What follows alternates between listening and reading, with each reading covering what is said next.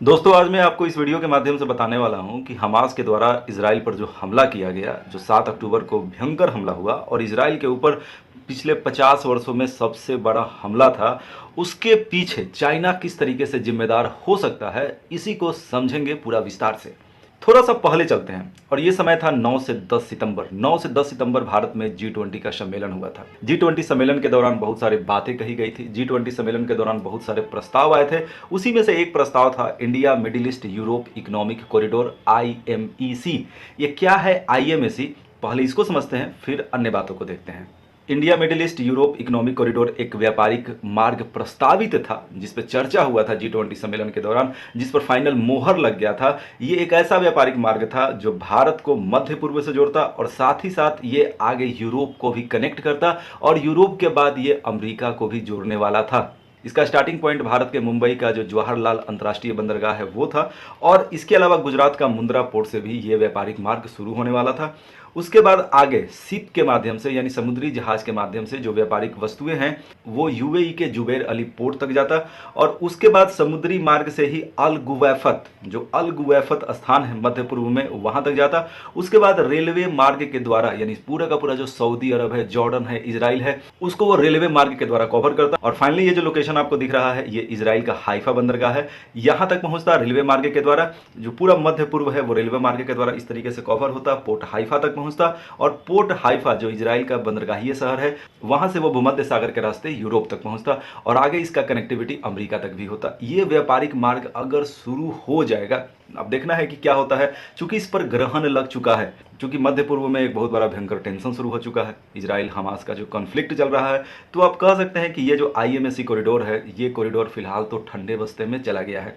अगर ये व्यापारिक कॉरिडोर स्टार्ट हो जाएगा इन फ्यूचर, तो इससे क्या फायदा होगा? इससे फायदा ये होता कि भारत का मध्य पूर्व के बीच संबंधों को और ज्यादा मजबूती मिलता। भारत का जो व्यापार है यूरोप के साथ वो काफी आसान हो जाता, क्योंकि जो भारत का यूरोप के साथ व्यापार होता है वो लाल सागर, उसके बाद स्वेज की खाड़ी, उसके बाद स्वेज नहर के माध्यम से भूमध्य सागर होते हुए यूरोप तक जाता है, जो भी भारत का शिपमेंट्स है, जो भारत का शिप है। लेकिन इस व्यापारिक मार्ग के स्टार्ट होने की वजह से क्या होता, जो रास्ता है रास्ता छोटा हो जाता, समय का भी बचत होता। तो ओवरऑल इंडिया के इकोनॉमी के लिए ये काफी फायदेमंद था। आपको ये भी समझना होगा कि ये जो व्यापारिक रूट है सऊदी अरब के अलावा जॉर्डन इजराइल से गुजरने वाला था। आपको ये बात भी पता होगा कि सऊदी अरब और जॉर्डन का इजराइल के साथ अच्छा संबंध नहीं रहा था, तो अमेरिका ने यह कोशिश भी किया था कि सऊदी अरब जॉर्डन का इजराइल के साथ संबंधों को अच्छा किया जाए।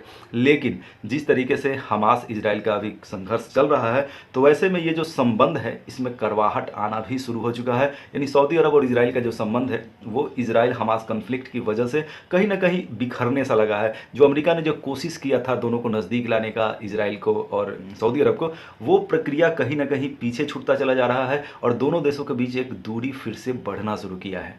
अगर IMEC कॉरिडोर की बात किया जाए तो IMEC कॉरिडोर से फायदा किसको था, एक बार फिर से देखते हैं। भारत को फायदा होता, UAE को फायदा होता, सऊदी अरब को फायदा था, जॉर्डन को था, इजराइल को था और यूरोप और अमेरिका को भी नो डाउट काफ़ी फायदा होता। अब देखिए, अगर आप तुर्कियों को देखिएगा, तुर्की इजराइल के ऊपर है, भूमध्य सागर के ऊपर है। तुर्की ने कोशिश किया था G20 सम्मेलन के दौरान भी कि IMEC में हमको भी शामिल किया जाए, लेकिन उसको शामिल नहीं किया गया।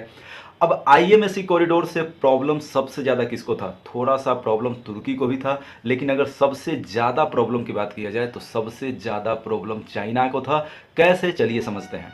ये एक लार्ज मैप है। इस लार्ज मैप में आप सबसे पहले चाइना को देख लीजिए। ये चाइना है, चीन है और चीन से बहुत सारी हरी रंग की रेखाएं निकल रही हैं। अगर सबसे ऊपर वाला लाइन को देखा जाए तो यहाँ पर है चाइना, मंगोलिया, रशिया। ये क्या है? ये BRI प्रोजेक्ट का हिस्सा है। उसके नीचे है न्यू यूरेशिया लैंड ब्रिज। तो ये जो ग्रीन कलर का इतना सारा लाइन है, ये क्या है? ये कनेक्टिविटी है। किस तरह का कनेक्टिविटी? रेलवे लाइन के द्वारा कनेक्टिविटी, बंदरगाहों का निर्माण करना, गैस पाइप लाइन के द्वारा कनेक्टिविटी, इसके अलावा सड़क मार्गों के द्वारा कनेक्टिविटी। यानी कई तरीके से चाइना दुनिया भर के देशों के साथ अपने कनेक्टिविटी को बढ़ा रहा है, जिसको BRI प्रोजेक्ट कहा जाता है। यानी ओवरऑल BRI प्रोजेक्ट एक व्यापारिक मार्ग है चाइना का, जिसके माध्यम से चाइना अपने व्यापारिक वस्तुओं को दुनिया भर के अन्य देशों में आसानी से पहुंचा रहा है। तो BRI प्रोजेक्ट के माध्यम से चाइना अपने उत्पादित वस्तुओं को पूरी दुनिया में पहुंचा रहा है और जो भी दुनिया के बहुत ही गरीब देश हैं, जैसे कि अफ्रीका के बहुत सारे देश हैं या इवन पाकिस्तान, वहाँ के खनिज संसाधनों को चाइना इस अपना जो प्रोजेक्ट है BRI, उसके माध्यम से लूटना भी शुरू कर चुका है। तो ओवरऑल चाइना का यह है BRI प्रोजेक्ट। अब ध्यान देने वाली बात यह है कि चाइना का जो BRI प्रोजेक्ट है उसको चैलेंज देने वाला था IMEC। तो जाहिर सी बात है चाइना को ये नागवार गुजर रहा था, चाइना को ये अच्छा नहीं लग रहा था। तो चाइना ने सोचा कि चूंकि अभी IMEC प्रोजेक्ट शुरू भी नहीं हुआ है, इस पे जो कार्य है, चूंकि इसके अंतर्गत बहुत सारे रेलवे लाइंस का निर्माण किया जाना था, खासतौर पे मिडिल ईस्ट में, तो मिडिल ईस्ट में कुछ ऐसा प्रॉब्लम क्रिएट करा दिया जाए ताकि IMEC प्रोजेक्ट जो है वो स्टार्ट ही ना हो सके। तो अगर आप गौर करेंगे टाइमिंग को, अगर आप देखिएगा, चूंकि 9 से 10 सितंबर के बीच IMEC पर प्रस्ताव आया न्यू दिल्ली में G20 सम्मेलन के दौरान, और इस सम्मेलन के महज 1 महीना भी नहीं हुआ था, 1 महीने के अंदर ही 7 अक्टूबर को हमास के द्वारा इजराइल पर हमला कर दिया जाता है, जिसके वजह से ये जो पूरा का पूरा मिडिल ईस्ट है यहाँ पर एक भयंकर टेंशन पैदा हुआ है। और अभी थोड़ा देर पहले ही मैंने आपको बताया कि इजराइल और सऊदी अरब के बीच संबंधों को अच्छा करने का अमेरिका ने कोशिश भी किया था, वो कोशिश भी अब नाकाम साबित हो रहा है, क्योंकि इजराइल और सऊदी अरब के बीच जो टेंशन है वो कहीं ना कहीं बढ़ना भी शुरू हो चुका है। तो आप इस तरीके से समझ सकते हैं कि यहाँ चाइना का कितना बड़ा हाथ है। अगर हमास को देखिएगा तो हमास एक सुन्नी ऑर्गेनाइजेशन है, गाजा पट्टी में इसका सरकार है, और इसको बैकअप देता है ईरान। यहाँ पर जो तस्वीर आपको दिख रहा है यह है ट्रिपल एक्सिस। एक्चुअली में ये किताब का फोटो है जिसमें लिखा हुआ है triple axis, Iran relation with Russia and China. ये दुनिया से छिपा हुआ नहीं है कि ईरान का रशिया और चीन के साथ किस तरीके का संबंध है। इन तीनों देशों के ही बीच एक गुप्त संधि है, नो डाउट सारा दुनिया इस बात को जानता है। तो आप इससे भी समझ सकते हैं कि चूंकि हमास को बैकअप कर रहा है ईरान, और ईरान को बैकअप कर रहा है कौन? चाइना। और चाइना का जो इकोनॉमी है लगातार एक्सपैंड कर रहा है। अगर रशिया की बात किया जाए, जब से यूक्रेन का युद्ध रशिया का चल रहा है, रशिया इकोनॉमी काफ़ी खस्ते हाल में है। तो कहीं ना कहीं इकोनॉमी के मामले में जो रशिया है चाइना का पिछलग्गू बना हुआ है। तो हर कदम पे, चाइना के हर कदम पे रशिया सपोर्ट कर रहा है। ईरान को सपोर्ट कौन कर रहा है? ईरान को सपोर्ट कर रहा है चाइना, और चाइना के साथ है रशिया। तो आप समझ सकते हैं कि ये जो गठबंधन है ईरान का, रशिया का, चाइना का, किस तरीके से मिडिल ईस्ट में एक अपना भूमिका निभा रहा है। अभी कुछ दिन पहले ही चीन में गए हुए थे रूसी राष्ट्रपति व्लादिमीर पुतिन। अब मौका था बेल्ट एंड रोड इनिशिएटिव, जो BRI प्रोजेक्ट है, उस पर एक मीटिंग हो रहा था। उस मीटिंग में भाग लेने के लिए ही व्लादिमीर पुतिन चाइना गए हुए थे।